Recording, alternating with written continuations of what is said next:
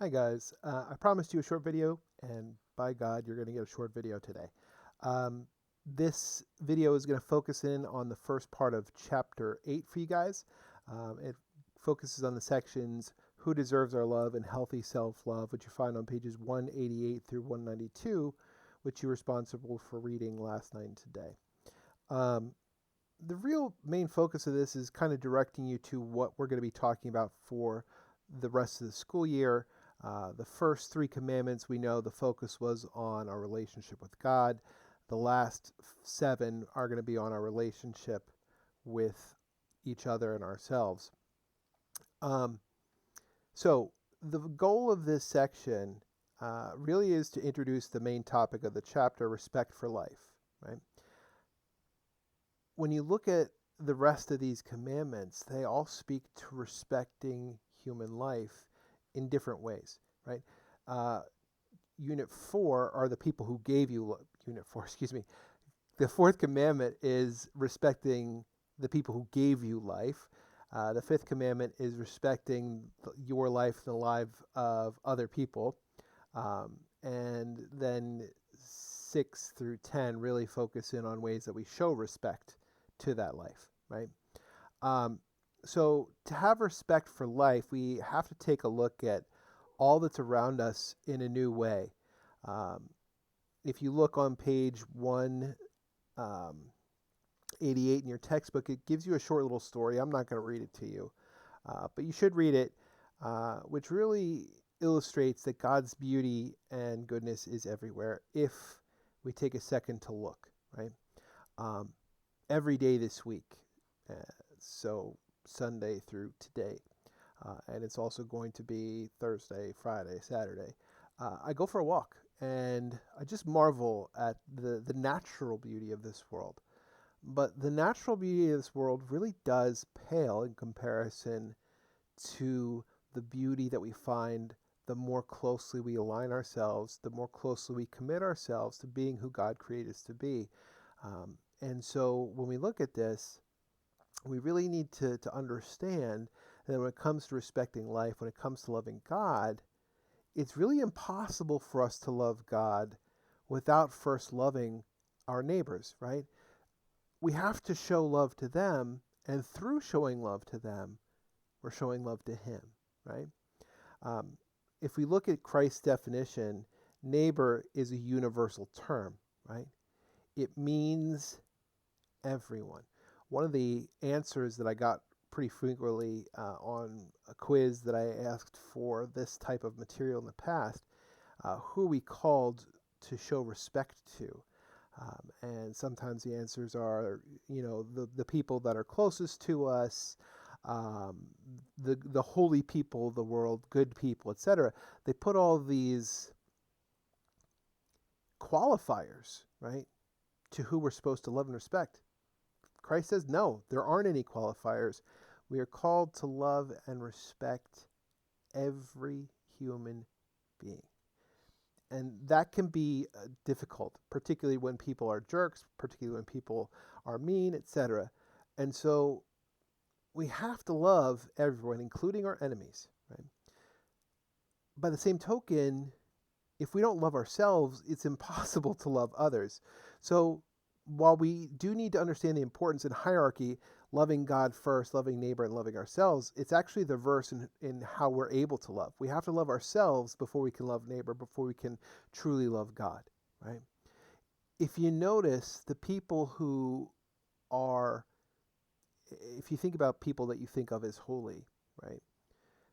What qualities do they possess? Almost universally, we're going to say people that love other people, right? People that love themselves. There's a reason for that, right? So, going back to the focus of this particular section of this chapter, if we don't love ourselves, it's impossible to love others. It stems from the reality of self esteem, right? Self esteem is related to the way that we value ourselves. And page 189 in your textbook gives you kind of a checklist that I want you to take a look at some point. So go to page 189 and do an honest self-evaluation. I'm not going to grade you on this. I'm not going to look at it, but this is really for your benefit. How much do you value yourself? How much do you love yourself? I hope you guys love yourselves a lot because you are worthy of being loved. And your pathway to love of God, of neighbor, starts with self, right? So negative self-esteem is something that can hold us back, right?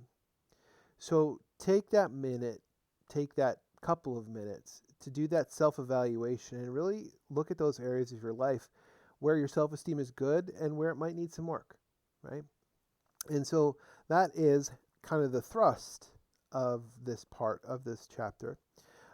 And if you take anything out of this, here's some kind of bullet points before we get to the questions. Um,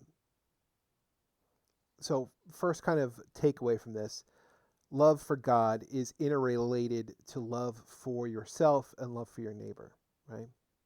Second bullet point, Jesus doesn't distinguish between those that deserve our love and those who don't deserve our love. Every person deserves our love, right? Third, if you don't love yourself, you're not going to be able to properly love other people and God, right? So it does that self-help, self-work is important. And the fourth, find ways to grow in self-esteem. And if you look in your textbook, it does give you some ways to grow, and you should know them. They're found on pages 190 and 191. I'm just going to pass over that for a second because, well, I'll hit it right now really quickly. Prayer, right? Praying for the gift of faith, looking to Christ as an example and asking him for help. And it gives you all these other bullet points that are really good. And P.S., you do need to know them for the quiz. So make sure you take a look at those different ways to grow self-esteem. I'm not going to give you a self-help class here. Self-help comes from yourself, right? So go ahead and do that and take a look at those. Now let's very quickly go over the questions that you have. First three questions of chapter 8. And the first question asks, what is the relationship between healthy self-love and love of God and neighbor? Pretty straightforward. We have to love ourselves if we are to love God and neighbor. We should love ourselves because we were made in God's image. The second short answer, what causes poor self-esteem and how can we overcome it? Poor self-esteem can come from a lot of different areas, but your textbook gives you a couple of them. Sometimes caused by listening to voices that say we are lovable only if we're beautiful or handsome. So, for example, if you look to social media, if you look to media in general, like who are the people that we value? Who are the people, not necessarily that we value, but like when we look into the world and the world values, and it's not always a good kind of gauge to go by, but it's a real one. It's often people who are beautiful or handsome, right? Or loud or whatever, right? Successful, powerful, popular, right? If you're not those things or not all of those things, it can be very easy to think you're not good enough or worthy or whatever.